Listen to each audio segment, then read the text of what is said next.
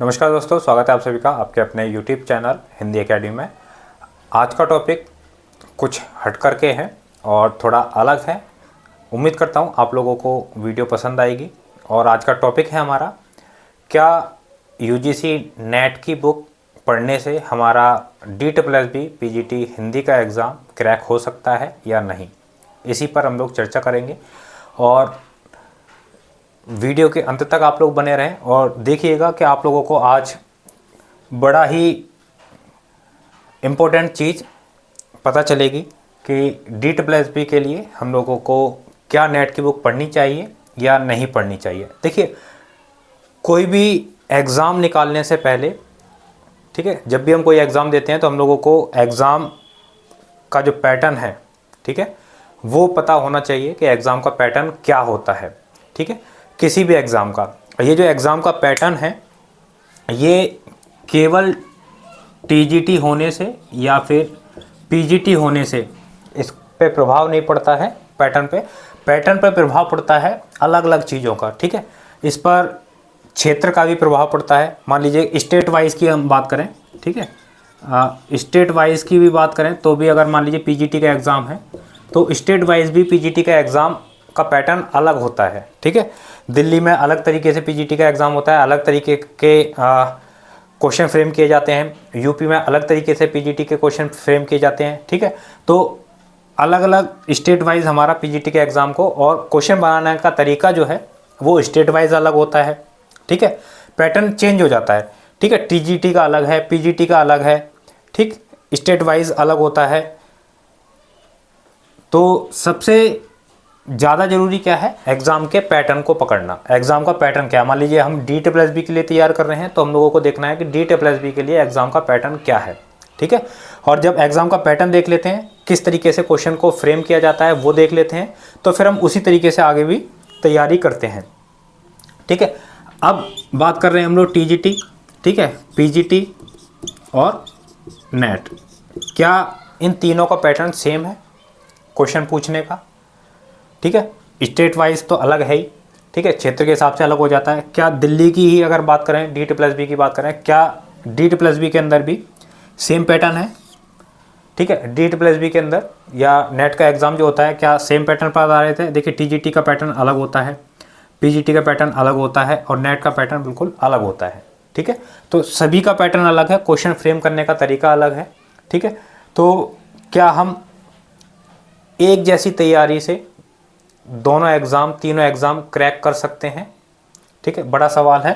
और मुझे जहाँ तक लगता है, सेम तैयारी की बात कर रहा हूँ मैं, ऐसा नहीं है कि हमने स्पेसिफिक सब्जेक्ट के लिए या फिर स्पेसिफिक पोस्ट के लिए अलग से तैयारी की है, उसकी बात नहीं कर रहा हूँ मैं, सेम तैयारी की बात कर रहा हूँ। तो सेम तैयारी के साथ में बड़ा सा ना है मेरी तरफ से, है ना। ना का मतलब कि एक सेम तैयारी करने से, एक सेम रेगुलर हम तैयार कर रहे हैं, एक सेम तैयारी चल रही है और उसी सेम तैयारी से हमारा TGT भी क्वालिफाई हो जाए, हमारा PGT भी क्वालिफाई हो जाए, हमारा नेट भी क्वालिफाई हो जाए, तो ऐसा नहीं होता। ठीक है, हमें, अगर हम नेट की तैयारी कर रहे हैं तो हमें क्या देखना पड़ेगा, नेट का फॉर्मेट किस तरीके का है, ठीक है, किस तरीके से क्वेश्चन फॉर्म किए जाते हैं, क्या एग्ज़ाम का पैटर्न है और क्या एग्ज़ाम का सिलेबस है। ठीक है, PGT में सेम कि क्या एग्ज़ाम का सिलेबस है, क्या एग्ज़ाम का पैटर्न है, ठीक है, किस तरीके से एग्ज़ाम में क्वेश्चन फॉर्म किए जाते हैं। तो आप जब आप देखेंगे तो आप पाएंगे कि PGT का जो एग्ज़ाम पैटर्न है, नेट का जो एग्ज़ाम पैटर्न है, दोनों ही बिल्कुल अलग हैं। ठीक है, नेट के अंदर क्या होता है, नेट के अंदर हमारे पास में जो भी टॉपिक हैं, ठीक है, वो हमारे पास जो है वो टॉपिक क्या होता है, हमको स्पेसिफाई होते हैं बिल्कुल। ठीक है, मतलब अभी समझाता हूँ मैं आप लोगों को। टॉपिक स्पेसिफाई होते हैं, क्यों होते हैं? क्योंकि इसका जो सिलेबस होता है, ठीक है, इसका जो सिलेबस होता है वो बिल्कुल बाउंडेड है। एक बार आपको सिलेबस बता दिया कि ये टॉपिक हैं, ये कवि हैं, ठीक है, ये आने वाले हैं आपके एग्ज़ाम में, और सिलेबस पहले से ही मेंशन है इसका, और उसी में से आपको पढ़ना है। लेकिन उसमें से कैसे पढ़ना है, बिल्कुल स्पेसिफाई, यानी पूरा डिटेल में पढ़ना है, कुछ भी आपको नहीं छोड़ना है। ठीक है, कुछ भी नहीं छोड़ेंगे, पूरा डिटेल में पढ़ेंगे, एक एक टॉपिक को अच्छे से और डीपली पढ़ना है, तब जाके आप लोगों का नेट का एग्ज़ाम क्रैक होगा।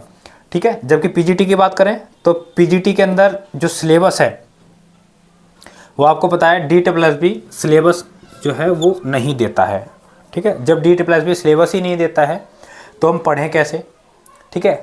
क्या कर सकते हैं, तो उसके लिए क्या है, हम लोगों को पिछले वर्षों के प्रश्न पत्रों को देखना होता है कि पिछले वर्षों के प्रश्न पत्र किस पैटर्न पर आधारित हैं, किस किस तरीके से आ रहे हैं, कहाँ कहाँ कौन कौन से टॉपिक हैं जिनमें से ज़्यादातर हमसे क्वेश्चन पूछे जा रहे हैं। तो उन सभी चीज़ों को देखते हुए हम लोगों को तैयारी करनी पड़ती है। यहाँ पर क्या है, हमें कुछ नहीं करना है, सीधा हमारे पास टॉपिक हैं सारे के सारे, उसको बस बहुत अच्छे से तैयार करना है तो हमारा हो जाएगा, ठीक है।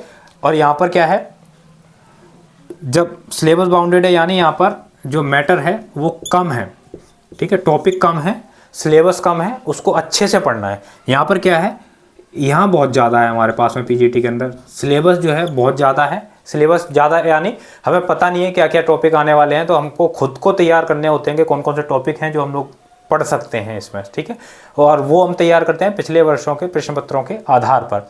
तो आप लोगों ने देखा कि किस तरीके से नेट और पीजीटी दोनों का जो पैटर्न है बिल्कुल अलग है, बिल्कुल डिफरेंट है, एक दूसरे के पास में बिल्कुल भी नहीं है एक दूसरे के, कि एक चीज़ आपने तैयार कर ली तो दूसरा अपने आप हो जाएगा। ना तो पीजीटी की तैयारी करने से आप नेट निकाल सकते हैं, ना ही नेट की तैयारी करने से आप पीजीटी निकाल सकते हैं, ऐसा मेरा मानना है। अगर आप लोगों का विचार अलग है, आपको लगता है कि नहीं ऐसा नहीं है, तो आप लोग कमेंट बॉक्स में मुझे बता सकते हैं। उम्मीद करता हूँ कि आज की वीडियो आप लोगों को पसंद आई होगी। वीडियो पसंद आई है तो दोस्तों को शेयर करें, लाइक करके ज़रूर जाइएगा, और चैनल पर आए हैं नए तो सब्सक्राइब करके जाएं, साथ ही बेल आइकन जरूर दबा लें ताकि आने वाली वीडियोस की नोटिफिकेशन आप लोगों को समय पर मिल सके। बहुत जल्द हम लोगों का हिंदी का जो क्लास है वो शुरू होने वाली है। हिंदी साहित्य हम लोग शुरू करेंगे, ग्रामर शुरू करेंगे, तो उसके लिए आप लोग ज़रूर से नोटिफिकेशन ऑन कर लें ताकि जैसे ही क्लासें शुरू हों आप लोगों को नोटिफिकेशन समय से मिल सके। उम्मीद करता हूँ आप लोगों को वीडियो पसंद आई होगी। मिलते हैं हम लोग अगली वीडियो में। बहुत बहुत धन्यवाद सभी साथियों का।